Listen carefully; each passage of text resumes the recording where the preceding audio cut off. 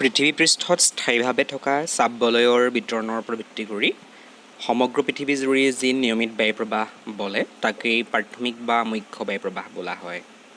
যেনে পছোৱা বতাহ, বাণিজ্য বতাহ, মেৰুদেশীয় বতাহ ইত্যাদি। প্ৰাথমিক বায়ুপ্ৰবাহৰ বিষয়ে বুজিবলৈ আমি এতিয়া চাওঁচোন পৃথিৱীৰ চাপমণ্ডলসমূহৰ যিটো আমি আগতে পাইছিলোঁ চাপমণ্ডলসমূহৰ বিষয়ে চাওঁ। বায়ুমণ্ডলীয় চাপৰ তাৰতম্যৰ ভিত্তিত পৃথিৱীৰ প্ৰধান চাপমণ্ডলকেইটা আমি আগতে আলোচনা কৰিছিলোঁ। নিৰক্ষীয় নিম্নচাপ মণ্ডল, য'ত উষ্ণতা বেছি বাবে বায়ু পাতল হৈ ঊৰ্ধ্ব বা নিম্ন দিশলৈ, উত্তৰ আৰু দক্ষিণ দিশলৈ প্ৰবাহিত হৈছিল, ফলত নিম্নচাপ বিৰাজ কৰিছিল। আৰু সেই প্ৰবাহিত বায়ুৱে পৰৱৰ্তী সময়ত 25ৰ পৰা 30 ডিগ্ৰী অক্ষাংশত উপক্ৰান্তীয় উচ্চচাপ মণ্ডলৰ সৃষ্টি কৰিছিল আৰু উপক্ৰান্তীয় উচ্চচাপ মণ্ডল উত্তৰ মণ্ডলৰ সৃষ্টি কৰিছিল।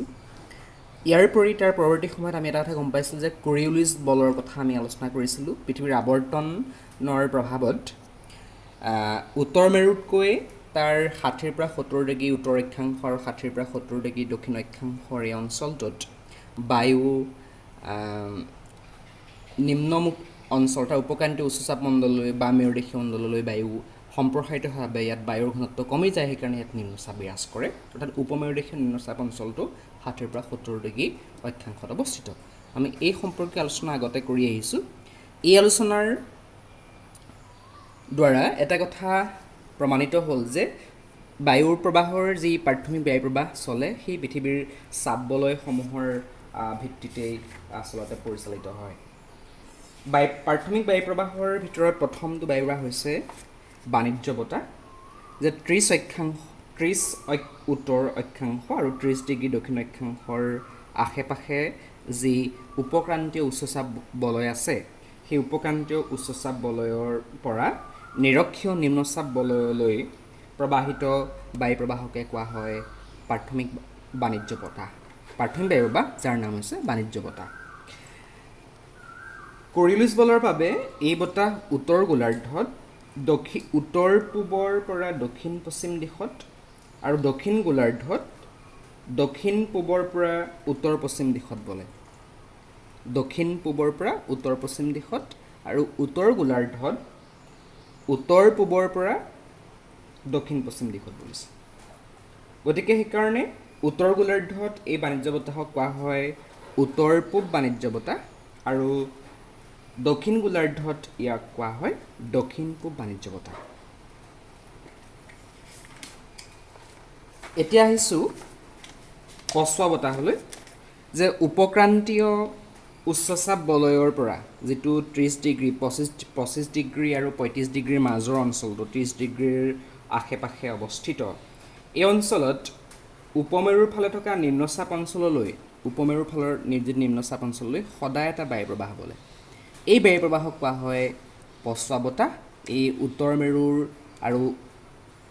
মেৰুৰ নিম্নচাপ বলয়লৈ বলে আৰু উত্তৰ গোলাৰ্ধ আৰু দক্ষিণ গোলাৰ্ধ উভয়তে এই পছোৱা বতাহ বলিব পাৰে।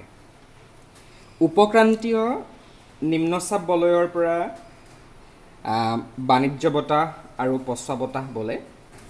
এই উপক্ৰান্তীয় উচ্চচাপ বলয়ৰ পৰা নিম্নচাপ অঞ্চললৈ যি বাণিজ্য বতাহ আৰু পছোৱা বতাহ বলে, তাৰ মাজৰ অংশটো মধ্যাংশত বতাহ প্ৰায় গতিহীন হৈ থাকে। এই অঞ্চলটোত বতাহ প্ৰায় গতিহীন হৈ থাকে বাবে এই অৱস্থাটোক শান্ত অৱস্থা বিৰাজ কৰে।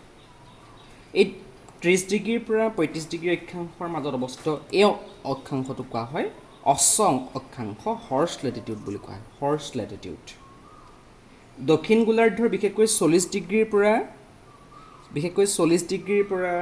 60 ডিগ্ৰীৰ মাজৰ অক্ষাংশ অঞ্চলত সাগৰ মহাসাগৰেৰে আৱৰি আছে আৰু এই অঞ্চলত বতাহৰ বিশেষকৈ পছোৱা বতাহৰ তীব্ৰতা খুব বেছি বেগত বলে। সেইবাবে মহাসাগৰীয় নাবিকসকলে 40ৰ দশকত এই অঞ্চলটোক কৈছিল গৰ্জনমুখৰ 40 বুলি কৈছিল। এই অঞ্চলটোক যিটো প্ৰায় 40 ডিগ্ৰীৰ পৰা 60 ডিগ্ৰীৰ এই মাজৰ অঞ্চলটোক কোৱা হৈছিলে গৰ্জনমুখৰ 40। তাৰপিছত আহিলোঁ মেৰু বতাহ, যে তোমালোকে জানা যে উত্তৰ মেৰু আৰু দক্ষিণ মেৰু উভয়তে উচ্চচাপ বিৰাজ কৰে। এই উচ্চচাপ বলয়ৰ পৰা উচ্চ অক্ষাংশত থকা উপমেৰুৰ নিম্নচাপ বলয় দক্ষিণ মেৰুত উপমেৰু নিম্নচাপ বলয় তালৈ যি বায়ুপ্ৰবাহ বলে, যি স্বাভাৱিক বায়ুপ্ৰবাহ বলে, তাকে কোৱা হয় মেৰুপ্ৰবাহ বা মেৰুদেশীয় বতাহ। এনেধৰণেৰে আমি প্ৰাথমিক বায়ুপ্ৰবাহৰ এই ভাগকেইটা বাণিজ্য বতাহ, পছোৱা বতাহ আৰু মেৰু বতাহ তাক আলোচনা কৰিব পাৰোঁ। তোমালোকে চিত্ৰটো ভালকৈ চাবা আৰু বুজিবলৈ যত্ন কৰিবা।